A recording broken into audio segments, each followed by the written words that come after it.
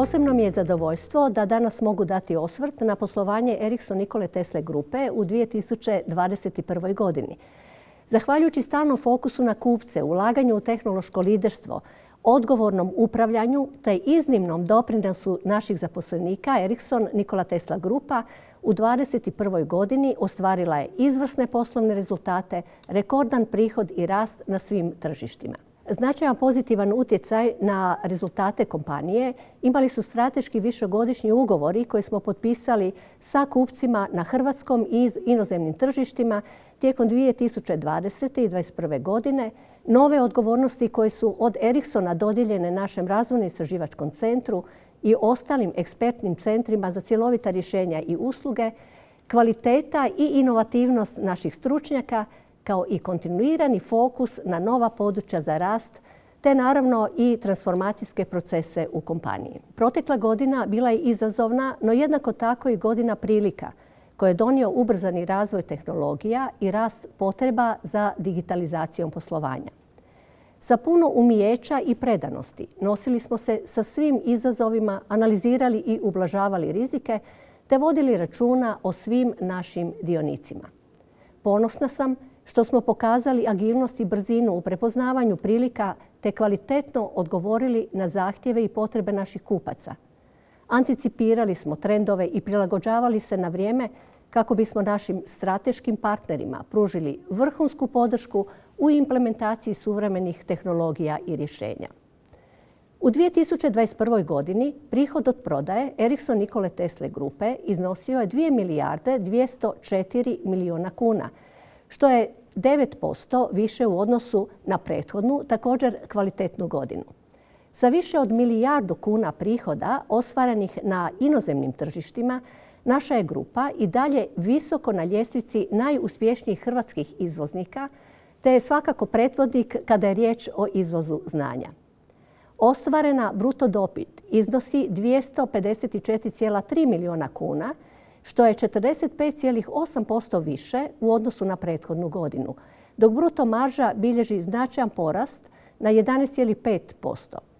U odnosu na prethodnu godinu neto dobit u 2021. godini je porasla za gotovo 88%, što iznosi nešto više od 177 milijuna kuna. Zahvaljujući povjerenju investitora u kvalitetu i stabilnost poslovanja kompanije te važnost informacijsko-komunikacijsko-tehnološke industrije, nakon uspješne 2020. godine u kojoj je dionica Ericssona Nikole Tesle, unatoč svim neizvjesnostima i oscilacijama na tržištu kapitala, na razini cijele godine zabilježila rast od 7,14%, tijekom 2021. godine cijena dionice porasla je za dodatnih 22,67%. I naš veliki tim nastavio je rasti, te je u 2021. godini osnažen sa više od 400 novih zaposlenika, tako da sada u grupi radi gotovo 3500 zaposlenika, uglavnom visoko obrazovnih stručnjaka iz STEM područja. Najveći softverski dizajn centar u Hrvatskoj nalazi se upravo u Ericsson Nikoli Tesli, u kojem na najnovijim tehnologijama radi više od 1700 stručnjaka i koji ima potencijal za daljnji razvoj i rast. Bili smo uspješni u sva tri naša poslovna područja: operatorskom segmentu, segmentu razvoja ICT rješenja za industriju i društvo, kao i u prodaji usluga za Ericsson i druge. U operatorskom segmentu najznačajniji događaj protekle godine bila je javna dražba za dodjelu frekvencijskog spektra za 5G mreže. Isporukom rješenja, opreme i usluga za 5G našim smo strateškim partnerima, vodećim hrvatskim telekom operatorima, pružili veliku podršku u ovom zahtjevnom procesu.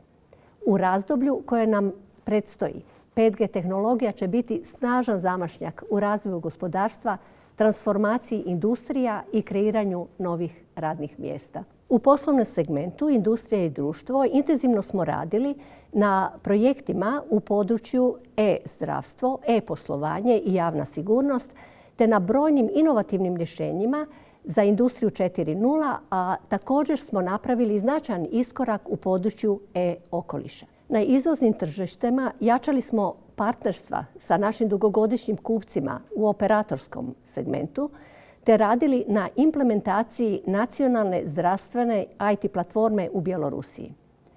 Kvalitetnim isporukama za Ericsson, naš razvojni istraživački centar, kao i drugi ekspertni centri, znanjem i radom svojih stručnjaka nastavili su graditi pozitivnu percepciju u globalnom Ericssonu, dobivati dodatne nove odgovornosti i značajno pridonositi rezultatima naše kompanije.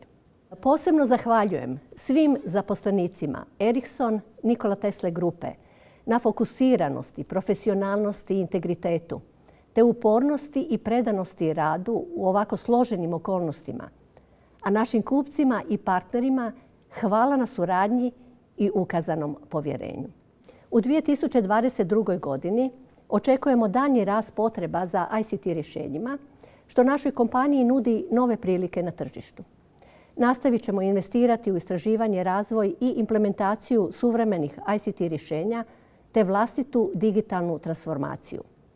Kao i do sada, ulagat ćemo u razvoj znanja i vještina naših zaposlenika koji su ključni za naš uspjeh, te nastaviti sa zapošljavanjem novih stručnjaka. Na taj način osiguravamo uspješno i dugoročno održivo poslovanje naše kompanije, te doprinosimo ostvarenju ciljeva Europske unije u digitalnom desetljeću. Uz prilike koje donosi 2022. godina biti će izazovna i zahtijevat će veliko znanje, inovativno liderstvo i snažan fokus na strateške odrednice kompanije. Ostajemo i dalje fokusirani na upravljanje rizicima, profitabilnost i novčani tok, te društveno odgovorno poslovanje. Uvjerena sam da ćemo i nadalje biti učinkoviti i uspješni kako u prevladavanju izazova, tako i u realizaciji poslovnih prilika. Ostvarenje odličnih poslovnih rezultata u 2021. godini motivira nas da nastavimo putem izvrsnosti u svemu što radimo.